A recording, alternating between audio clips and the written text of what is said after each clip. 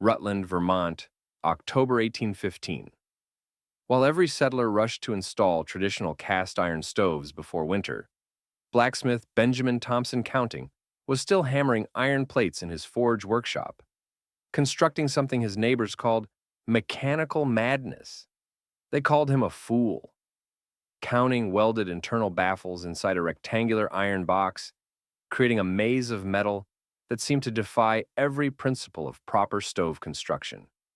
He used 60% more iron than necessary, extending his build time to 3 weeks, when experienced makers finished identical-sized stoves in 4 days. Jacob Merrill, the town's master stove maker with 15 years of regional experience, shook his head watching counting work. Smoke needs a straight path to the chimney, not some twisted labyrinth that'll clog with creosote before January. Thomas Whitfield, Counting's fellow blacksmith and closest friend, dismissed it as Massachusetts theory, unsuited to Vermont winters. Then the cold came early that year, and what this self-taught craftsman understood about combustion efficiency would prove that frontier wisdom had completely missed the physics of fire. Benjamin Thompson, Counting, knelt beside his forge, his measuring compass stretched across iron plates that would form the stove's internal structure. The brass instrument marked precise angles where most men would never think to redirect smoke and heat. Behind him, the sound of Jacob Merrill's hammer stopped mid-strike. Merrill had been forging hinges for a merchant's warehouse door, but curiosity pulled him toward Counting's peculiar construction site. "Benjamin, that's the damnedest contraption I've seen," Merrill called out, wiping coal dust from his leather apron. "Stove needs simple firebox and straight pipe, not these fool plates blocking the smoke's natural rise." Merrill had built over 200 stoves across Vermont and New Hampshire, and he'd never seen a man waste good iron creating obstacles inside a heating box. Counting didn't look up from his measurements, his scarred hands adjusting the compass until it marked exactly 30 degrees against the stove's interior wall. "In Massachusetts, I watched men burn 8 cords to heat what 4 cords should manage," he replied in his deliberate manner. "Iron holds fire's heat if you make smoke travel long enough to give it up.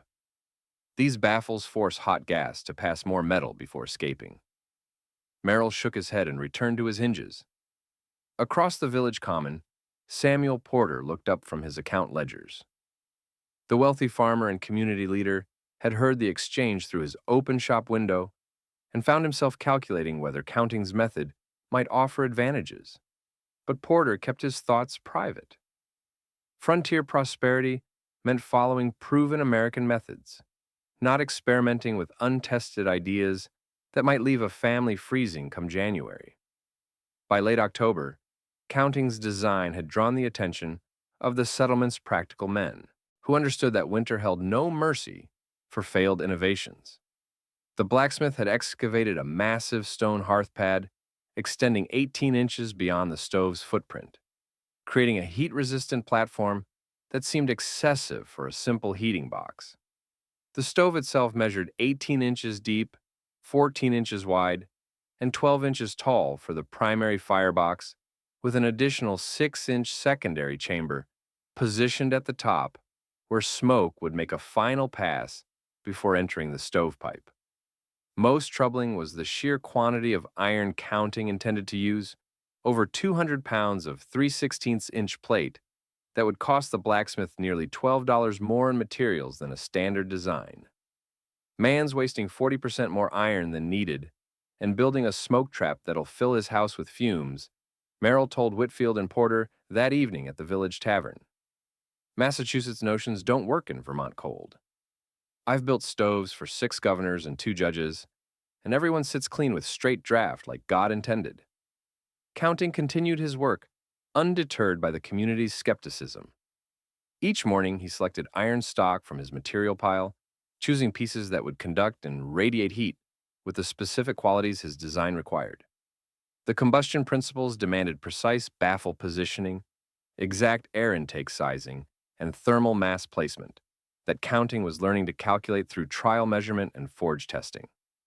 While neighbors installed their traditional stoves in single afternoons using standard patterns, Counting spent 2 weeks carefully welding each internal plate to create the geometry his innovation required. "Why do we build it so complicated, Benjamin?" Whitfield asked as they positioned the secondary combustion chamber. The younger blacksmith had apprenticed alongside Counting but remained skeptical of departures from established stovecraft. Counting pointed to the baffle system inside the firebox. "See how smoke must travel here, then finally up. Traditional stove lets heat escape straight to sky, wastes 70% of fire's energy. Our way captures that heat in iron mass, extracts it before letting smoke go." He demonstrated with his hands, showing how hot gases would strike multiple metal surfaces, transferring thermal energy to iron that would then radiate warmth long after flames died. As November approached, the settlement's established craftsmen grew more vocal in their criticism. Merrill calculated that Counting's excessive metalwork had cost him 17 days of productive labor that could have been spent preparing winter supplies or accepting paying customers. Porter wondered aloud whether the complex design might create dangerous backdraft conditions that could asphyxiate a sleeping family. Whitfield declared the entire project an expensive experiment that would prove inadequate when real cold arrived. The mathematical precision of Counting's work, however, told a different story to anyone who bothered examining the details. His primary air intake measured exactly 2¼ inches in diameter, sized to provide optimal oxygen for efficient combustion at Vermont's altitude. The baffle plates angled at 30-degree intervals, maximizing surface contact with hot gases while maintaining adequate draft for smoke evacuation. The iron thickness provided thermal mass equivalent to 40 pounds of retained heat, creating a storage system that could radiate warmth for 8 hours after active burning ceased. On November 3, 1815, Counting completed his stove installation, while his neighbors finished their standard designs purchased from Merrill's established shop.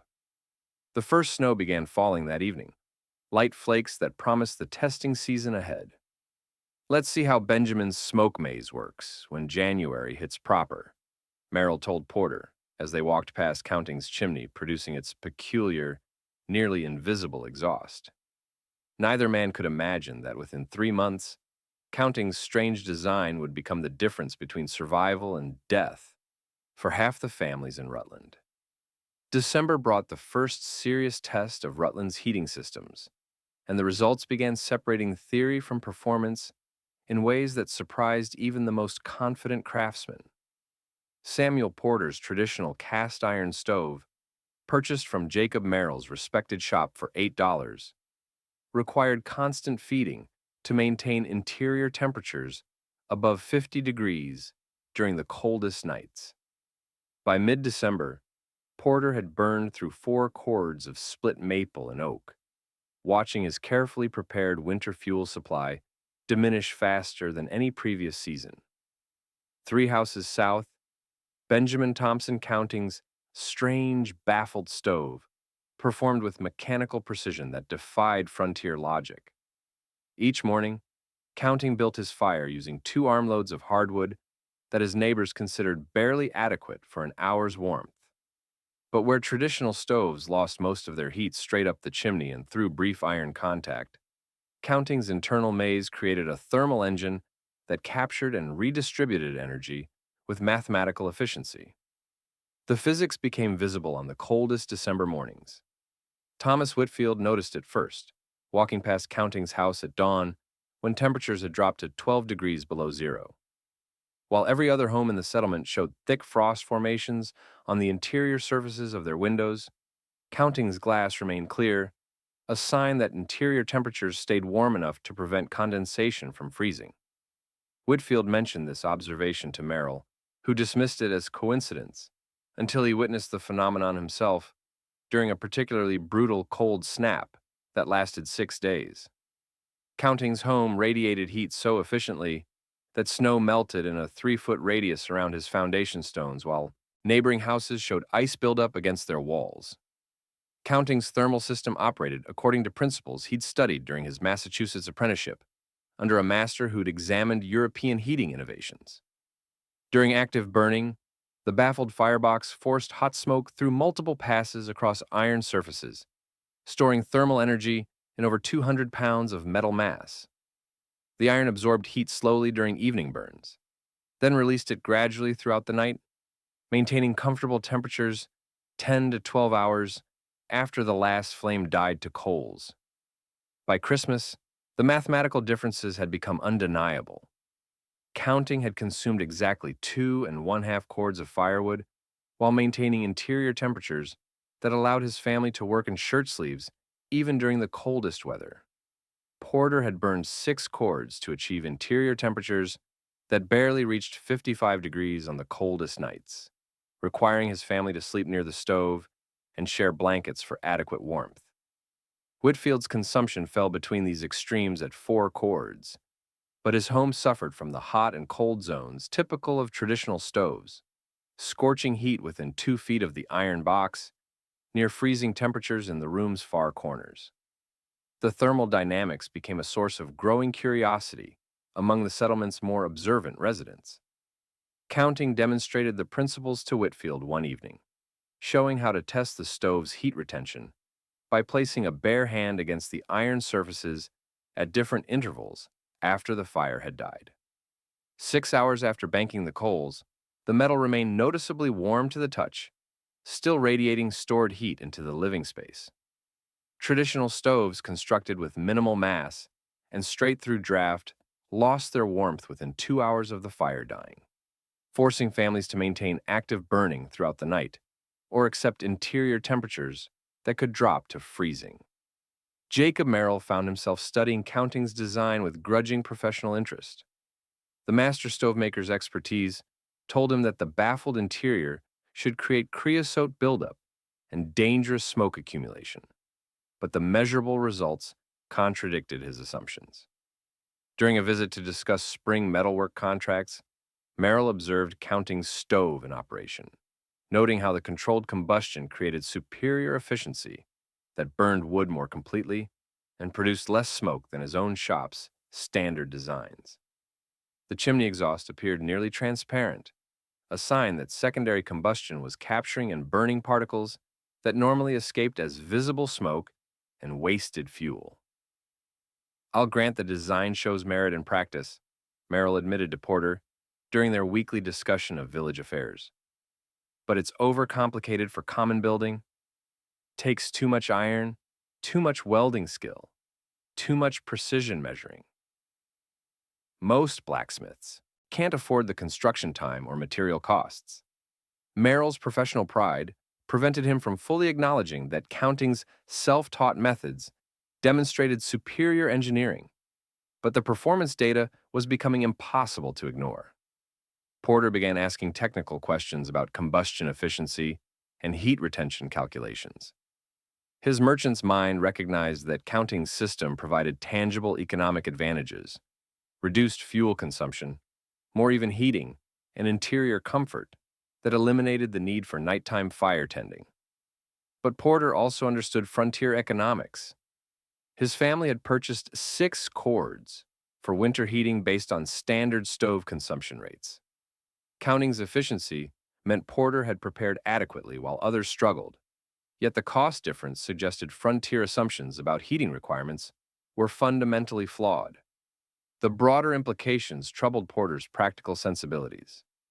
If Counting's experimental techniques proved superior to established American methods, what other traditional practices might contain hidden inefficiencies? Porter had spent 20 years building prosperity through careful adherence to proven business wisdom, assuming that successful patterns represented optimal solutions.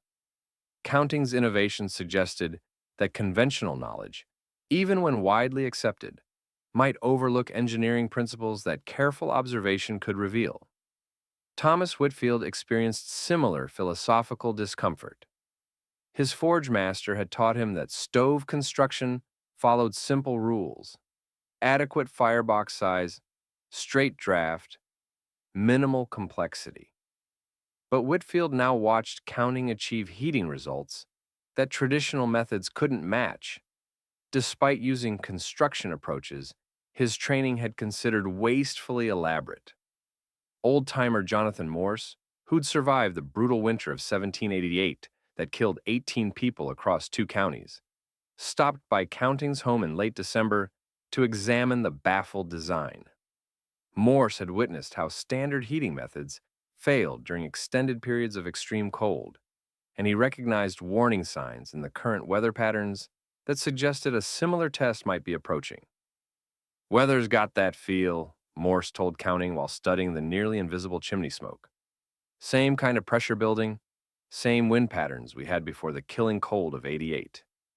If we get another winter like that one, your heating system might be the difference between living and dying for more folks than just your family."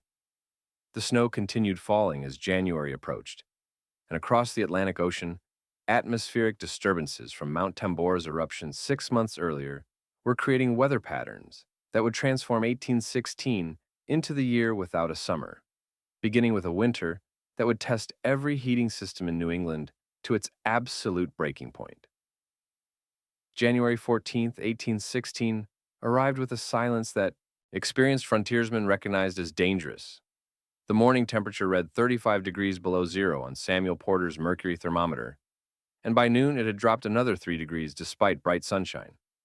Jonathan Morse's weather predictions proved devastatingly accurate as an Arctic air mass settled over Vermont with the persistence of a mountain range, trapping the Rutland region in cold that would not break for 45 consecutive days. By the third day, Porter's heating system began failing in ways that threatened his family's survival.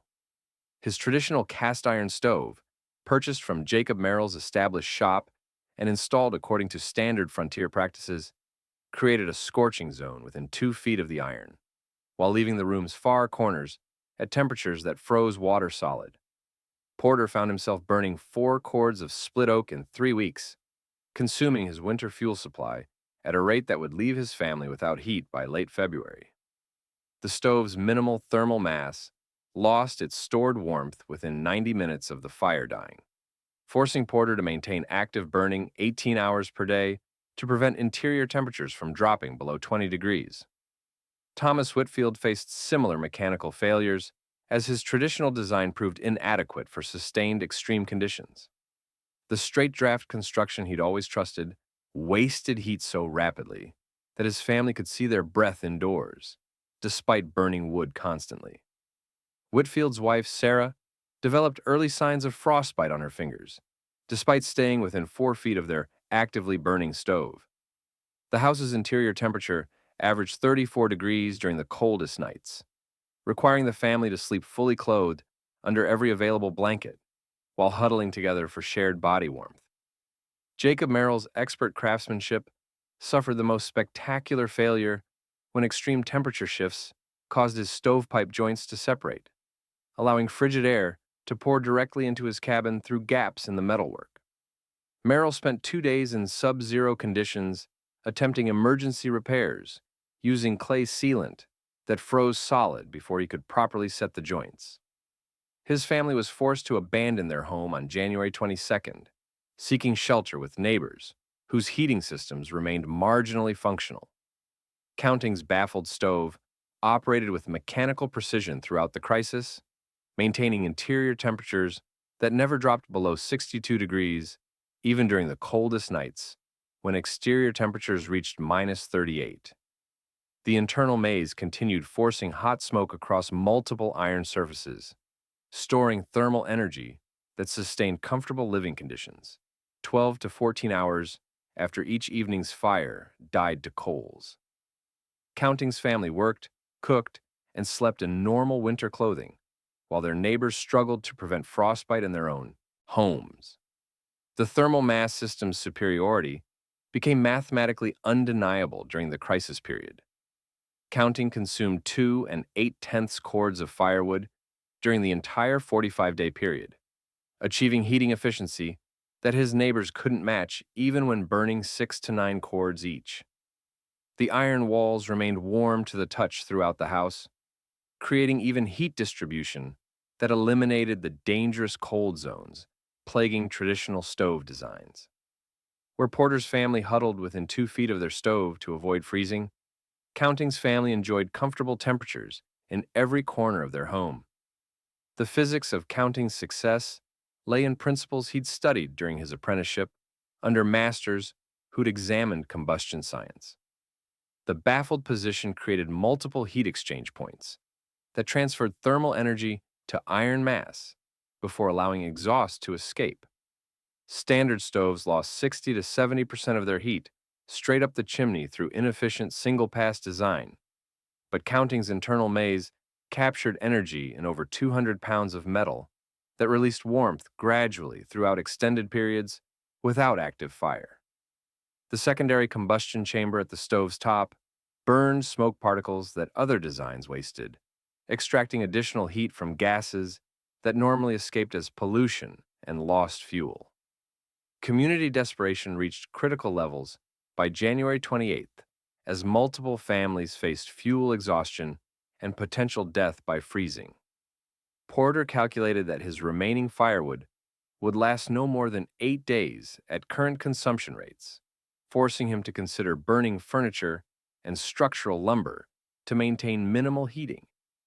Whitfield's separated stovepipe required constant attention to prevent dangerous smoke accumulation, while his family's cold-related health problems worsened daily. 2 elderly residents, the Clarks, developed severe frostbite symptoms that Dr. Harrison warned might require amputation if conditions didn't improve. The contrast between survival and crisis became starkly visible across the settlement. While Counting's chimney showed steady smoke from efficient combustion and his windows remained clear, his neighbors' homes displayed the signs of heating system failure, ice-covered glass, irregular smoke from desperate fuel burning, and the constant activity of families struggling to maintain life-sustaining warmth. Counting's daughter, Rebecca, documented interior temperatures using her father's thermometer, recording consistent readings between 64 and 68 degrees, while neighbors reported interior temperatures ranging from 26 to 38 degrees during the coldest periods. The mechanical principles behind Counting's thermal advantage became a matter of life and death interest to families facing fuel exhaustion. Counting explained to Whitfield how the baffled interior created controlled combustion that burned wood more completely, extracting maximum heat energy from each piece of fuel. The strategic iron placement allowed heat to transfer to metal mass that stored thermal energy standard designs couldn't capture. Most critically, the massive construction provided heat retention that sustained comfortable temperatures throughout the night, eliminating the need for constant fire maintenance that was exhausting everyone's fuel supplies. By the 45th day of sustained sub-zero temperatures, 4 families had been forced to abandon their cabins entirely, their heating systems having failed completely under conditions that Counting's baffled design handled with mechanical reliability. The crisis had transformed Counting from village eccentric to potential lifesaver, as families faced the reality that their dismissal of experimental techniques might have condemned them to death by freezing in the Vermont wilderness. Samuel Porter swallowed 20 years of merchant pride when he approached Counting's home on February 10th, his breath forming ice crystals in the minus 22-degree air. Porter's own house had become uninhabitable after his stove cracked its firebox, allowing frigid air to pour through gaps that his emergency repairs couldn't seal. Behind Porter trudged his wife Martha and their 4 children, carrying blankets and what remained of their food supplies. "Benjamin," Porter called through the door, his voice tight with desperation and humiliation. "We need shelter. Our stove failed and we're freezing." Counting opened his door to reveal an interior so warm that steam rose from the Porter family's clothing as they stepped inside. The contrast struck Porter like a physical blow. His own home's interior temperature had dropped to 18 degrees, despite burning furniture for fuel, while Counting's 22 by 16-foot space maintained the comfortable warmth of an autumn morning. "Come in, all of you," Counting said simply. Though Porter knew the blacksmith was calculating how to house and feed 13 people in a space designed for 5. Thomas Whitfield arrived 4 hours later with his wife Sarah and their 3 young children. Sarah's condition having deteriorated dangerously in their freezing cabin. Whitfield's stovepipe had suffered complete structural failure, with major separations allowing wind to howl directly through the metalwork. Sarah's fingers showed clear signs of frostbite, and Whitfield feared for both her health and their youngest child's survival in the relentless cold. Counting's home now sheltered 17 people, yet the baffled stove continued maintaining interior temperatures between 62 and 68 degrees without any sign of strain or fuel increase. The thermodynamics that made this possible fascinated Porter despite his desperate circumstances. Counting used the crisis as an opportunity to demonstrate combustion principles, showing Porter how the internal baffles created air currents that distributed heated air throughout the room's entire volume. "Watch the air move," Counting instructed, holding up a piece of dried grass that bent and swayed in invisible currents. Baffled design pulls cold air down from ceiling, pushes warm air up from floor. Traditional stove heats one spot, leaves dead air everywhere else. Counting guided Porter's hand to different sections of the iron surfaces, demonstrating heat retention at various distances from the firebox. 8 hours after banking the evening coals, the metal walls remained noticeably warm, 10 feet from the stove, a phenomenon Porter had never experienced with his straight draft design. 200 pounds of iron holds heat like a lake, holds summer warmth, Counting explained. Takes heat slow, gives it back slower. Your stove heats fast and loses fast because metal mass is too small and smoke passes too quick. The mathematical precision of Counting's system became clear through Porter's direct observation. During active burning, the internal baffles forced hot smoke across multiple iron surfaces simultaneously, creating thermal storage that captured energy standard designs lost up the chimney. The controlled combustion pulled air through the firebox with superior efficiency compared to Porter's traditional stove, burning wood more completely and extracting maximum heat from each piece of fuel. Most remarkably, Counting's home maintained even temperatures throughout its interior, eliminating the dangerous cold zones that had made Porter's house uninhabitable. Jacob Merrill arrived on February 14th.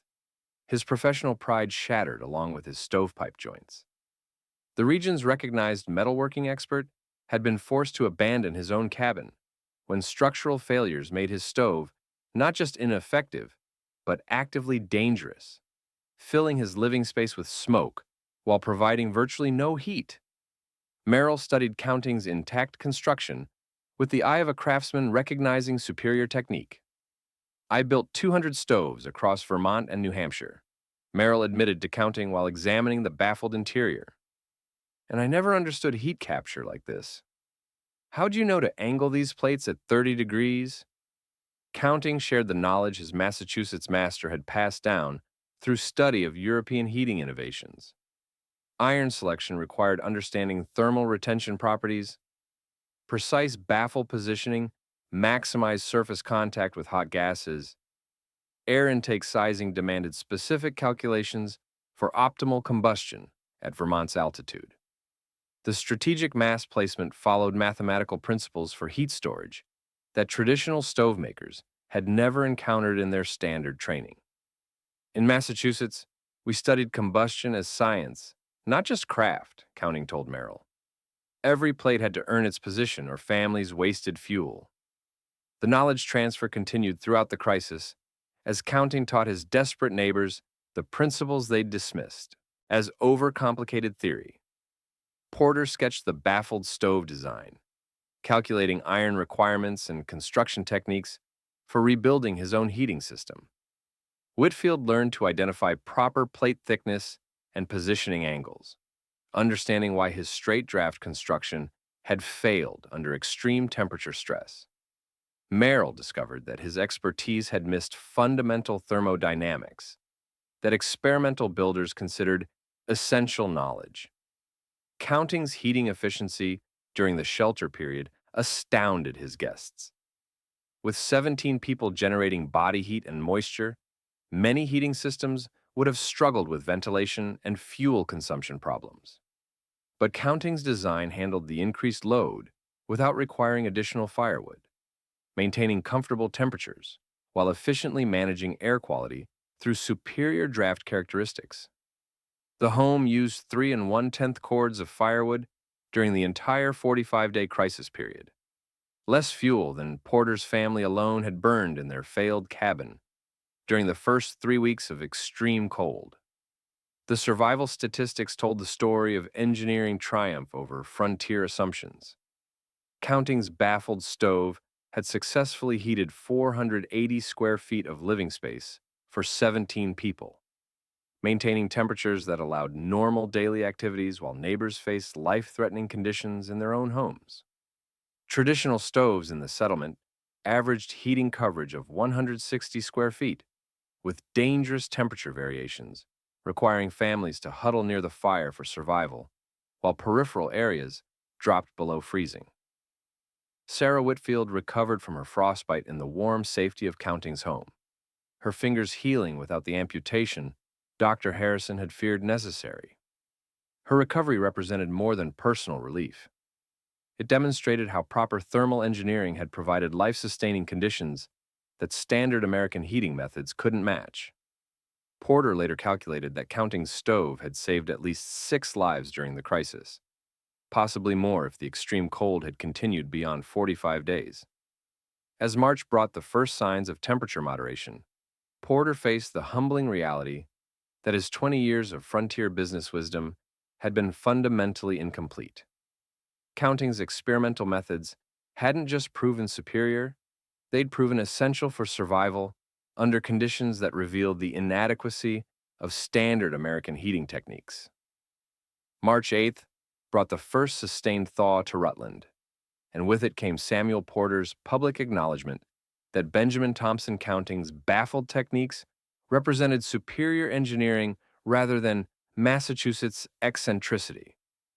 Porter began planning the reconstruction of his home's heating system that very afternoon, determined never again to face winter with inadequate thermal protection.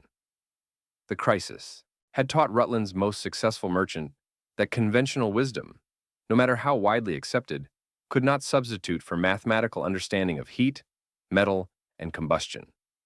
Porter began dismantling his cracked traditional stove on March 12th, salvaging usable iron while discarding the damaged firebox that had failed under extreme temperature stress. His reconstruction followed Counting's precise specifications. Internal baffles angled at 30 degrees to force smoke across multiple heat exchange surfaces, thermal mass extending throughout the iron box, and over 220 pounds of carefully selected plate positioned to maximize heat storage and distribution. Thomas Whitfield contracted Counting to build baffled stoves for 3 expanding settlement families, the Hendersons, the Baileys, and the Morgans, who had witnessed the design's performance during the crisis and refused to risk another winter with standard heating methods. Whitfield's own stove reconstruction incorporated Counting's baffle positioning principles and combustion chamber geometry, though Whitfield chose a hybrid approach that maintained some traditional exterior styling while adopting the revolutionary internal engineering. The construction projects provided Counting with his first significant income from knowledge that neighbors had initially dismissed as wasteful experimentation. Jacob Merrill experienced the most dramatic professional transformation, publicly crediting Counting with teaching him thermodynamics principles that his years of regional metalworking experience had never encountered. "I thought I knew iron and fire," Merrill announced at the settlement's March gathering, "but this blacksmith showed me I was building pretty stoves that couldn't heat worth a damn. Every stove I forge from now on follows Benjamin's baffle and thermal mass design." Merrill's endorsement carried significant weight throughout 3 counties, where his reputation as the region's expert craftsman had influenced dozens of construction projects. The techniques spread accelerated through immigrant networks that extended across New England settlements in New Hampshire, Massachusetts, and Connecticut. Counting's cousin in Worcester, received detailed construction drawings and material specifications through spring correspondence, beginning the baffled stoves migration through communities where fuel efficiency and heating reliability meant survival. By late 1816, 73 homes within 50 miles of Rutland incorporated Counting's internal baffle design, with construction requests arriving from settlements Counting had never visited. Town council recognition came in April, when local officials asked Counting to oversee all future stove construction in the Rutland region, acknowledging that his experimental methods had prevented multiple deaths during the January crisis. The appointment carried both authority and responsibility. Counting would inspect and approve stove designs before installation began, ensuring that families wouldn't face another winter with heating systems inadequate for extreme weather. His first official project involved redesigning the settlement's planned meeting house, replacing the architect's standard central stove with two baffled corner units that could heat the larger space efficiently while consuming 40% less fuel than traditional designs. Fuel dealers began reporting significant changes in regional wood consumption patterns by summer 1817. Firewood sales to Rutland area settlements had dropped 38% compared to pre-crisis averages, representing thousands of cords of timber that families no longer needed for winter survival. The economic impact extended beyond individual savings. Reduced fuel demand lowered wood prices throughout the region by nearly $2 per cord, while freeing up timber for construction projects that had been delayed by heating fuel requirements. Counting's documentation practices, learned through his Massachusetts training, preserved construction details that would prove invaluable to future generations. His apprentice, young William Marsh, maintained detailed records of stove specifications, thermal performance measurements, and fuel consumption data, creating an engineering database that tracked baffled heating methods under Vermont frontier conditions. The records included iron selection criteria, baffle angle calculations adapted to different room sizes, and seasonal performance comparisons that demonstrated consistent superiority over standard designs. The technique's validation came through measurable results that impressed even skeptical builders from distant settlements.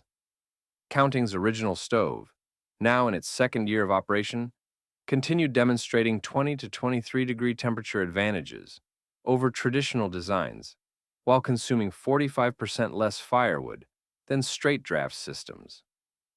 Winter 1816 through 1817 provided additional testing opportunities, as temperatures dropped to minus 18 degrees for extended periods, conditions that Counting's baffled design handled without difficulty, while standard stoves throughout the region struggled to maintain life-sustaining heat. Regional building costs dropped $12 to $28 per cabin as thermal efficiency reduced firewood preparation requirements and eliminated the need for emergency heating modifications that frontier families had previously considered essential winter preparations. The savings represented significant economic relief for settlers operating on subsistence budgets, allowing families to invest resources in livestock, land improvements, and agricultural expansion rather than excessive fuel preparation. By 1818, over 300 baffled stoves operated across Vermont, with documented fuel savings exceeding 8,000 cords annually. The environmental impact, though unrecognized by settlers focused on survival, proved substantial. Reduced wood consumption meant less forest clearing for fuel harvesting, preserving timber stands that would support future construction needs. The unintended conservation benefit extended across thousands of acres as heating efficiency reduced pressure on Vermont's woodland resources. Counting developed additional innovations during this period, adapting his baffle principles to cook stoves in 1817 and shop heaters in 1818. Each variation maintained the core thermal mass and controlled combustion concepts while addressing specific heating requirements. Thomas Whitfield opened a school in 1819, teaching baffled stove construction techniques to apprentice blacksmiths across New England, spreading knowledge that would influence American heating technology for generations.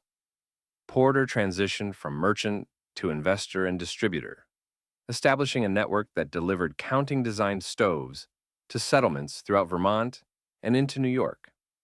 The economic opportunity he'd initially dismissed as impractical Massachusetts theory now provided steady income while serving community heating needs. Merrill's business thrived, producing improved stoves, his reputation enhanced rather than diminished by acknowledging counting's superior engineering. The master craftsman's willingness to adopt better methods earned respect from customers who valued results over pride. By 1820, baffled stoves had become standard in Rutland and were spreading rapidly through frontier settlements, where winter survival demanded maximum heating efficiency. Wood consumption statistics documented the transformation. Vermont settlements using improved stoves averaged 42% lower fuel consumption compared to regions still relying on traditional straight draft designs. The cultural shift was equally significant. Improved stoves evolved from experimental novelty to essential equipment, with newer designs incorporating counting's principles as baseline requirements rather than optional enhancements. Counting filed patent documentation in 1820, preserving technical specifications that would influence commercial stove manufacturing for decades. The patent described baffle geometry, combustion chamber dimensions, and thermal mass placement with mathematical precision, creating a foundation for industrial production that would transform American home heating. What began as one blacksmith's experimental response to inadequate frontier heating had become a regional standard, proving that careful observation and scientific principles could overcome established assumptions about fire, iron, and survival. The immediate historical impact of counting's innovation extended far beyond Rutland's settlement boundaries as commercial stove manufacturers began incorporating his baffle principles into mass-produced designs throughout the 1820s.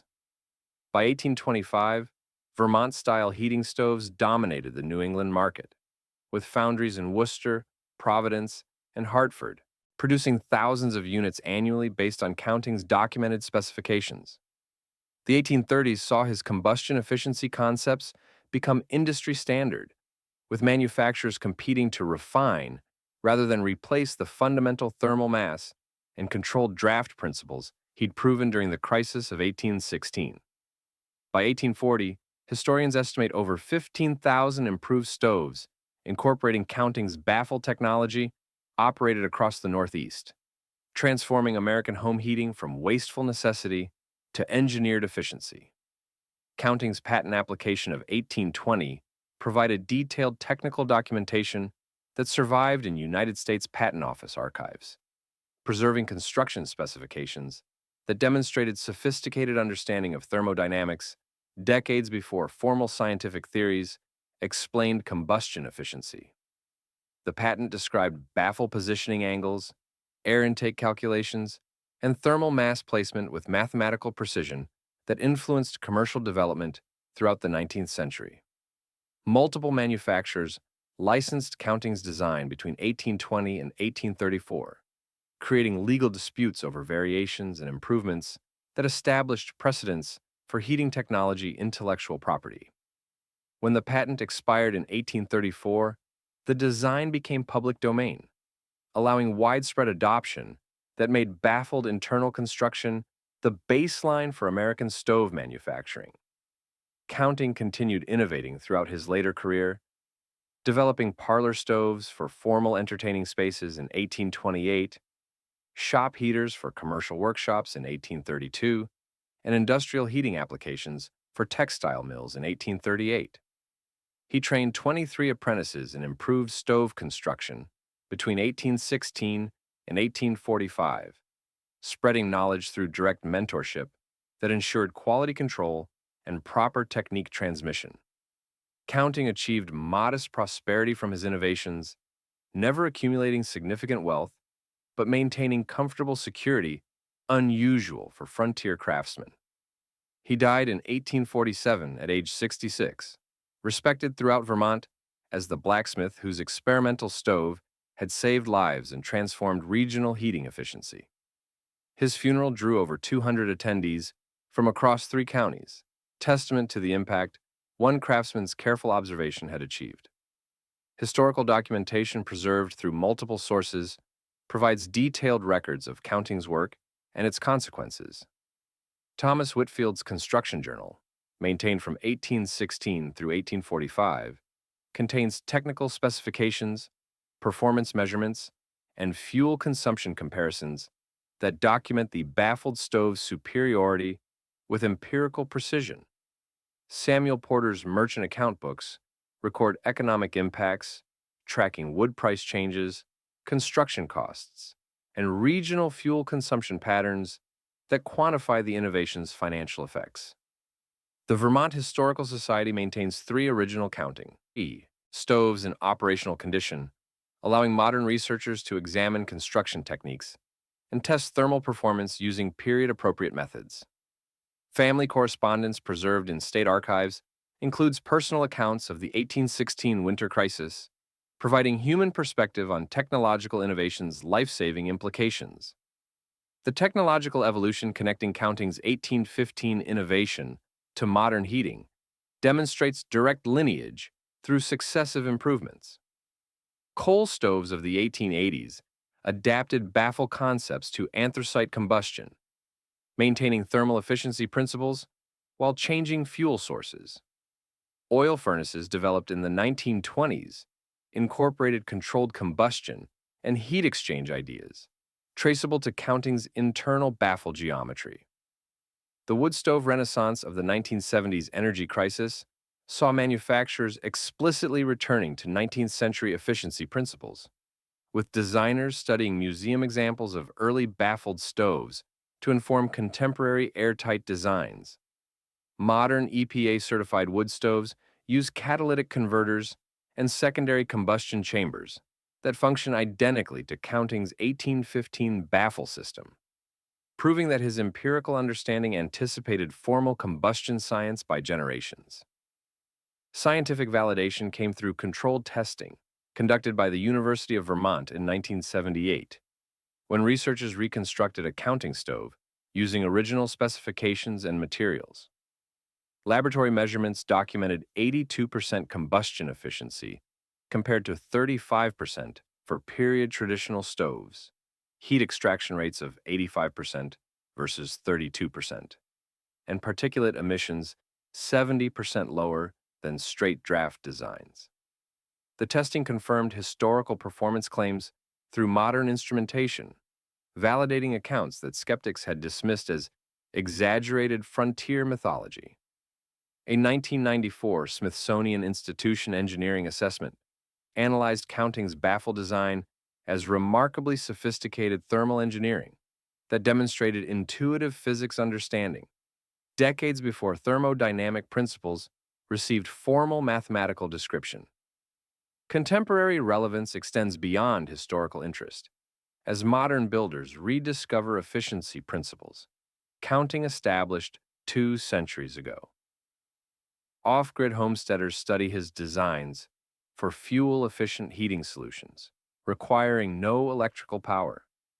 Developing regions implement similar baffle concepts in cook stoves, reducing indoor air pollution and deforestation through complete combustion.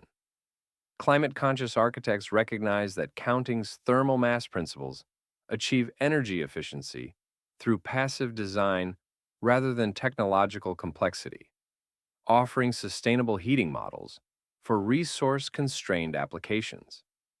The Shelburne Museum in Vermont maintains an operating Counting stove demonstration, where visitors experience the even heat distribution and minimal fuel consumption that saved lives in 1816.